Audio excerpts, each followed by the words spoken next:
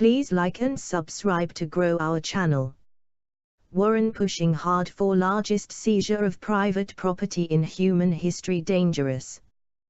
The concept of private property is a material component in remaining a free people, as is a free economy. Both concepts are intrinsically woven into the very fabric of the foundation of this nation.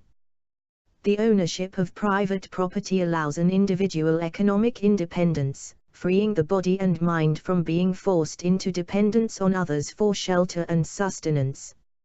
It does not guarantee it but allows the opportunity to achieve it. Neither liberty nor the pursuit of happiness are secure without the right to acquire and hold property. Property rights and human rights are inseparable. Alexander Hamilton once stated, "Power over a man's subsistence is power over his will." Leon Trotsky, the communist, put it more brutally, "In a country where the sole employer is the state, opposition means death by slow starvation." The old principle, "Who does not work shall not eat," has been replaced by a new one, "Who does not obey shall not eat." Simply put, whoever controls the means of the existence of a people, be it by monopolistic coercion through private individuals, or through government-sanctioned confiscation of property, has the power of life and death. Yet, America is now revisiting this very foundational principle. Americans saw the beginnings of this back when Al Gore was still serving as a senator from Tennessee. During that time he represented the United States at a United Nations Earth Summit on his pet topic of global warming. That summit saw 25 resolutions presented by the UN. One particular resolution gave the UN Environmental Police Force the ability and authority to cross any border, as well as dictate to any nation in the event of any alleged environmental crisis.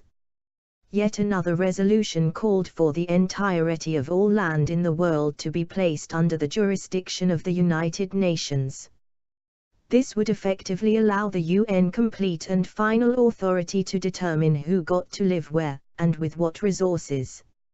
It would have eliminated private property ownership globally. Gore signed his approval on every single resolution as the official representative of the United States. Fortunately for America, not enough other nations signed many of the resolutions being presented, including the two previously mentioned. They did not receive enough signatures to pass, yet. It is an effective demonstration, however, of just how dangerous to the concept of liberty and freedom, to life as we know it, this concept of global warming, global cooling, climate change, or whatever additional incarnation they go through to pursue, truly is. From leftist factions, we have been hearing for the past 3 years Sen. Bernie Sanders advocating for free Medicare for all. Alexandria Ocasio-Cortez of New York is advocating for the same. Despite the fact it would double the national budget and cost American taxpayers an additional $25,000 in taxes on an individual level. There is no such thing as free, as medical care costs money, and that money comes from somewhere, be that from taxes you are forced to pay, or on a voluntary basis. Many also consider that other countries have tried such a system and it has failed on many levels. Just look to the United Kingdom and ask the parents of little Charlie Gard or the parents of little Alfie Evans. Both sets of parents were denied the ability to seek treatment elsewhere outside the country at their own personal expense. Both children died because the state did not deem them worthy of saving. This is eugenics, and this is what happens when the government decides who lives and who dies. Both Sanders and Ocasio-Cortez are admitted socialists advocating for government control of virtually every aspect of life, including businesses. Socialism is essentially chattel slavery, and it is what our founding fathers fled from Europe to get away from. Yet here we are, yet again fighting for those very foundational principles. And entering the fight with Sanders and Ocasio-Cortez to overthrow all that Americans hold dear with regards to freedom and liberty is Sen. Elizabeth Warren, Mardi. Senator Elizabeth Warren of Massachusetts has one-upped socialists Bernie Sanders and Alexandria Ocasio-Cortez. She proposes to nationalize every major business in the United States of America. If successful, it would constitute the largest seizure of private property in human history. Warren's proposal is dishonestly called the Accountable Capitalism Act. Accountable to whom? You might ask. That's a reasonable question. The answer is, as it always is, accountable to politicians, who desire to put the assets and productivity of private businesses under political discipline for their own selfish ends.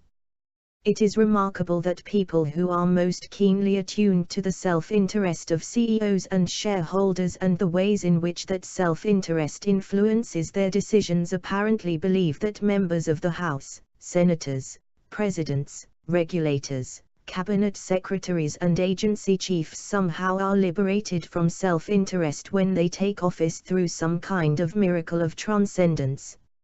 Under Senator Warren's proposal, no business with more than $1 billion in revenue would be permitted to legally operate without permission from the federal government. The federal government would then dictate to these businesses the composition of their boards, the details of internal corporate governance, compensation practices, personnel policies, and much more. Naturally, their political activities would be restricted, too. Senator Warren's proposal entails the wholesale expropriation of private enterprise in the United States, and nothing less.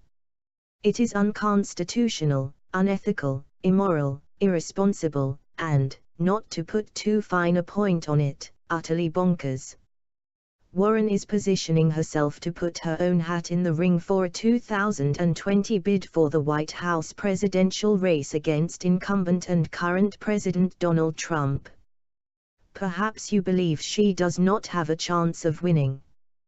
Consider if you will that in March of 2017 a survey showed an astounding 44% of millennials actually prefer socialism over capitalism. Consider also the state of today's public school system, where school children that have never experienced the horrors of socialism are being convinced that it is preferable because it simply means being a good person. A real understanding of liberty, freedom, private property, and frankly the difference between the government confiscating money from you to give to someone else, and charitable giving. We as the American people have lost our way and have traded in liberty for security in exponential amounts, falling for the lie that more government is the answer for any problem that ails us, aided by the likes of Warren, Sanders, and Ocasio-Cortez. The trend can be reversed, and it must be if we are to get out of the giant mess we are in.